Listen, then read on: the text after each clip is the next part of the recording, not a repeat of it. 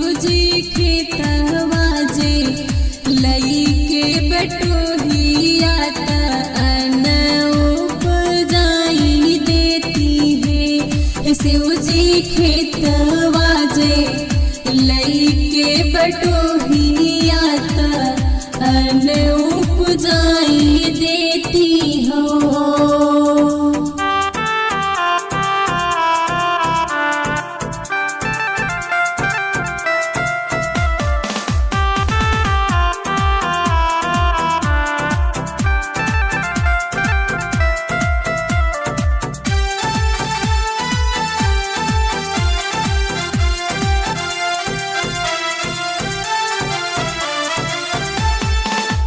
एक बेला साथे रौरा बाटे दूसरा गोकुल से ही अवतन है। स्वामी कृष्ण के हजारों बिगहा खेतवा बटहिया लैके बोई देती हूँ। स्वामी कृष्ण के हजारों बिगहा खेतवा बटहिया लैके बोई देती हूँ।